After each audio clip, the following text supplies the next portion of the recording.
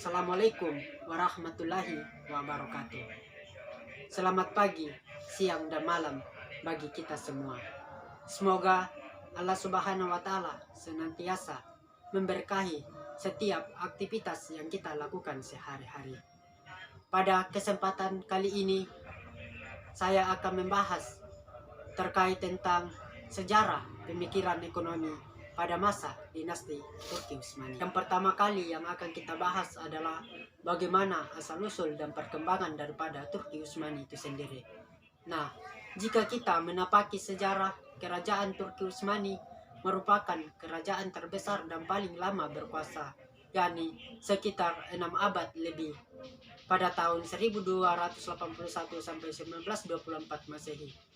Pada masa pemerintahan Turki Utsmani, para sultan bukan hanya merebut negeri-negeri Arab, tetapi juga seluruh wilayah antara Kaukasus dan kota Wina, bahkan sampai ke kota Balkan. Dengan demikian, tumbuhlah pusat-pusat Islam di Macedonia, Thessaly, Bosnia, Herzegovina, Bulgaria, Albania, dan sekitarnya. Bahkan, salah satu raja Islam di Indonesia seperti Raja-Raja Aceh dan Banten pun pernah mengutus para utusannya dengan kerajaan Turki Utsmani dan pernah meminta pengakuan memakai gelar Sultan dari Istanbul. Dengan adanya berbagai ekspansi, penyebab ibu kota dinasti Utsmani berpindah-pindah. Semisal saja, sebelum Utsman I memimpin dinasti Utsmani, ia mengambil kota Sobud sebagai ibu kotanya. Namun, kemudian setelah penguasa dinasti Utsmani dapat menaklukkan Broska pada tahun 1317 Masehi, maka pada tahun 1326 Masehi, Broska dijadikan ibu kota pemerintahan. Hal ini berlangsung sampai pemerintahan Murad yang pertama. Ternyata di masa Murad yang pertama, kota Andrianople yang ditaklukkannya itu dijadikan sebagai ibu kota pemerintahan sampai ditaklukannya yang namanya Konstantinopel pada tahun 1453 Masehi yang dilakukan oleh Muhammad Al-Fatih, yang kemudian diganti namanya menjadi Istanbul sebagai kota pemerintahan yang terakhir. Pemikiran ekonomi yang kedua adalah Mehmet Akif Ersoy. Pemikiran Akif Ersoy tentang pentingnya kerja dalam Islam. Ersoy memulai penjelasannya tentang negara yang maju karena etos kerjanya. Di dunia ini hanya bangsa-bangsa yang telah membebaskan diri dari sikap apatis dan terdiri dari warga yang rajin dan banyak akal sehingga perkembangan lebih maju dengan cepat dan meninggalkan negara-negara yang lain. Oleh karena itu, hanya dengan merangkul kerja keras dan gaya hidup yang lebih sederhana sehingga masyarakat dapat mencapai yang namanya tingkat peradaban modern. Diperintahkan dalam Islam bahwa untuk menjalani kehidupan yang sangat produktif bisa dilihat dari pemikiran dari Ersoy ini bahwa manusia muslim harus menjadikan mereka bekerja keras di dunia ini. Kemudian selanjutnya Ersoy merujuk pada sabda Nabi Muhammad SAW yang berkata bahwa orang yang bekerja keras untuk mencari nafkah adalah seperti orang yang sedang berjuang karena Allah Subhanahu wa Ta'ala atau fi sabilillah.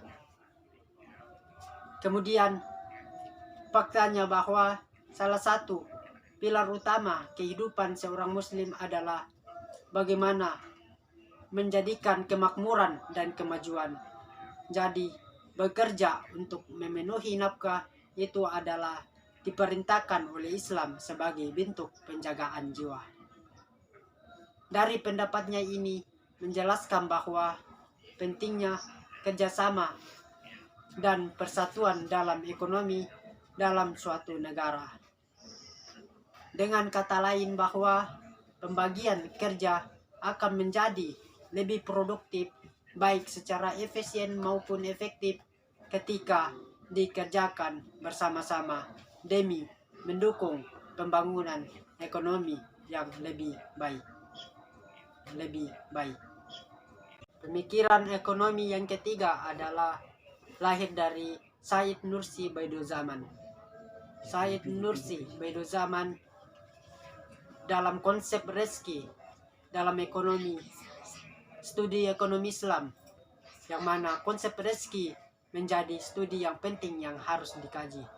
Menurut Baidozaman, bahwa rezeki langsung diawasi oleh Yang Maha Kuasa, karena makanan dari semua makhluk yang hidup di dunia ini sudah dijamin oleh Sang Pemelihara, yaitu Allah Subhanahu wa Ta'ala, dan tidak ada yang harus mati kelaparan.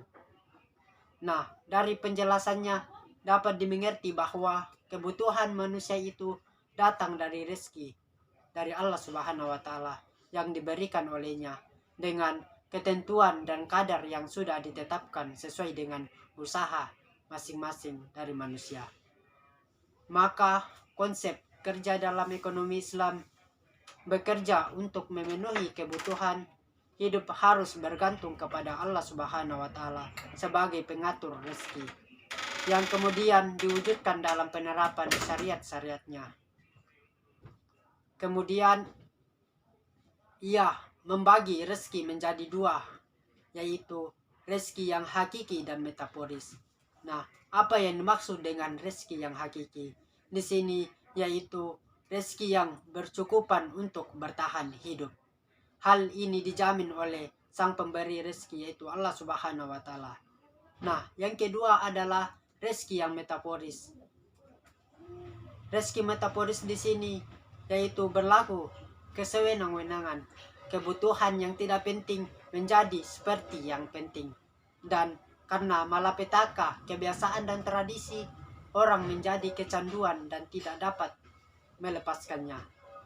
Maka dapat disimpulkan bahwa konsep rezeki yang dibangun oleh Baidozaman dalam aktivitas ekonomi Islam adalah bagaimana kita berlaku hemat yang dilakukan dalam proses konsumsi, produksi, dan distribusi. Karena itu, ekonomi Islam disebut sebagai iktisad, yang mana merujuk pada ekonomi yang adil dan berkeseimbangan. Bahasan selanjutnya adalah kemajuan Daulah Turki Utsmani. Kemajuan pada Daulah Turki Utsmani dapat dipetakan menjadi beberapa hal. Di antaranya yaitu yang pertama adalah sistem pemerintahan.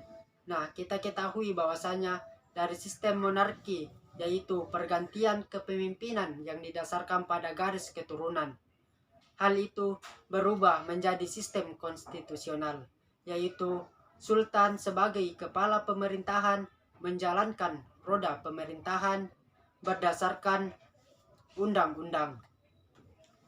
Dengan hal itu, sultan tidak lagi sewenang-wenang sebab sudah terikat dengan hukum yang dibuat sebelumnya, yang berwenang melegitimasi keputusan hukum kerajaan, terutama dalam persoalan keagamaan. Yang kedua adalah kemajuan dalam bidang perekonomian. Daerah kekuasaan yang luas dapat memungkinkan kerajaan Turki Utsmani membangun perekonomian kuat dan yang lebih maju. Pada masa puncak kemajuannya, semua daerah dan kota menjadi pusat perdagangan dan perekonomian jatuh ke tangannya. Daerah-daerah yang ditaklukkan menjadi sumber perekonomian kerajaan daripada Turki Utsmani itu sendiri. Kemudian begitu pula dengan dikuasai kota-kota jalur perdagangan, entah itu di jalur laut maupun di darat, yang sangat memungkinkan kerajaan memacu kemajuan ekonominya melalui sektor perdagangan.